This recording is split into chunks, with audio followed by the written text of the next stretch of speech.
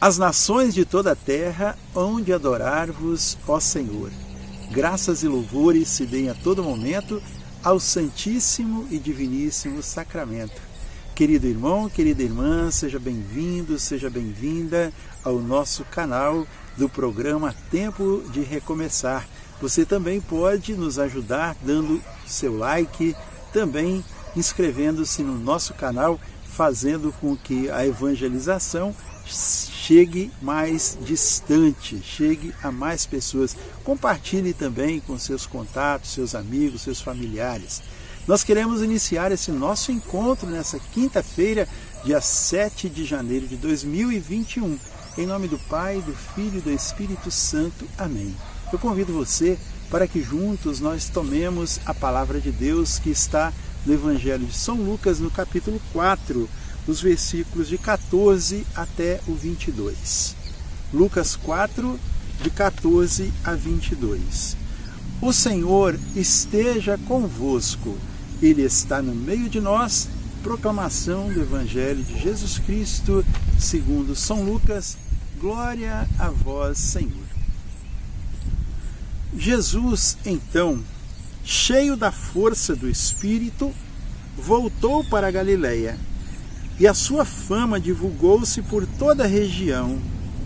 Ele ensinava nas sinagogas, era aclamado por todos.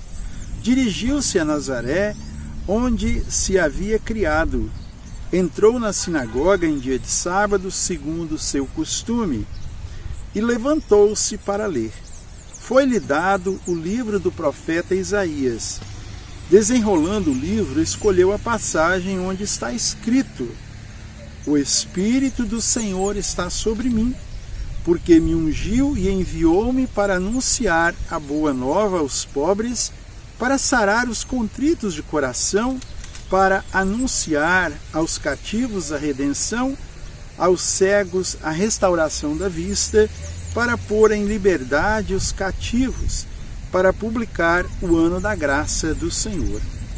E enrolando o livro, deu-o ao ministro e sentou-se. Todos quantos estavam na sinagoga tinham os olhos fixos nele.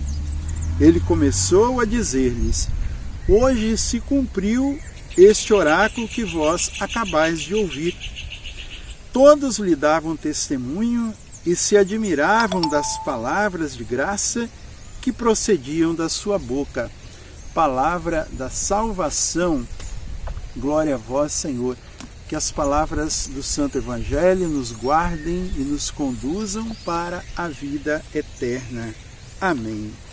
Meus queridos, amados irmãos e irmãs, Jesus, a palavra nos diz que Jesus, cheio do Espírito, cheio da força do Espírito, ele havia sido batizado, ele havia também permanecido no deserto durante 40 dias e 40 noites, onde ele foi tentado pelo demônio, e ali resistiu, e também ele assolou o inimigo com o poder da palavra de Deus ungida pelo Espírito Santo.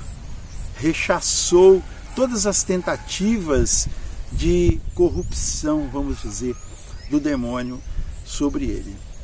Irmãos, como nós acabamos de ouvir, Jesus retornou à sua cidade, ao seu lugar onde ele foi criado, a Nazaré, chegando a Galileia, foi a Nazaré. E ali, então, ele, lembremos desse início, Jesus cheio da força do Espírito. Ele entrou, então, na sinagoga e ali ele ficou de pé para ler. Como nos nossos tempos as pessoas vão até o púlpito para proclamar a palavra, e ali lhe deram o livro do profeta Isaías. E ele desenrolou o livro e escolheu lá o capítulo 61. E aonde falava e fala, que o Espírito do Senhor está sobre mim, porque me ungiu, porque me enviou para anunciar a boa nova.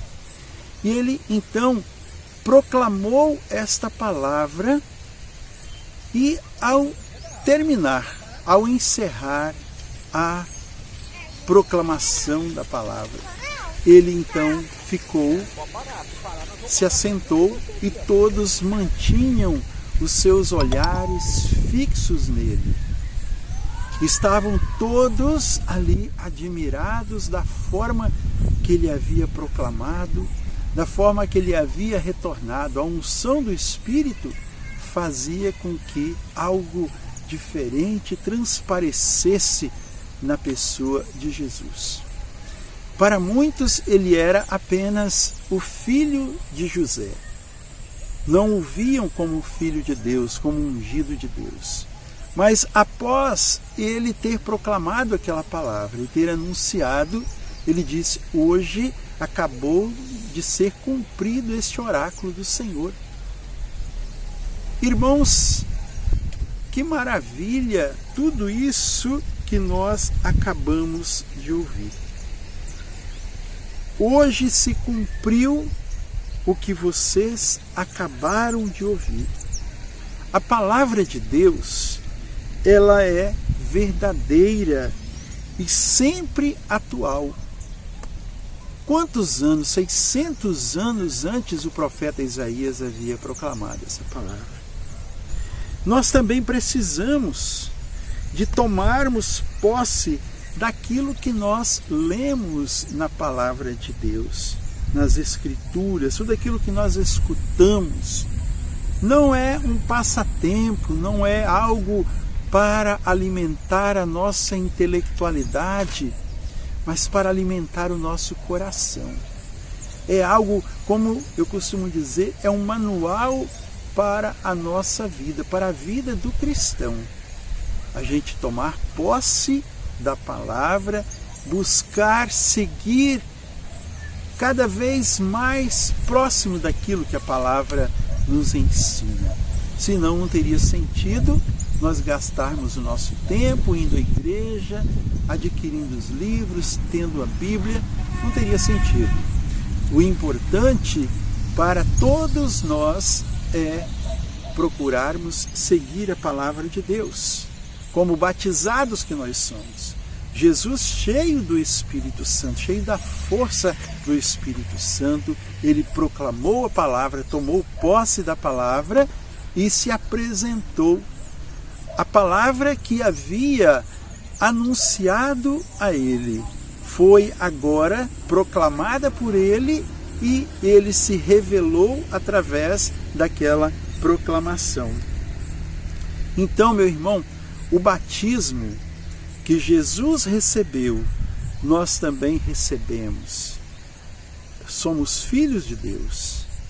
E quando nós somos batizados, nós vamos falar isso nos próximos dias também, falarmos sobre o batismo de Jesus, né?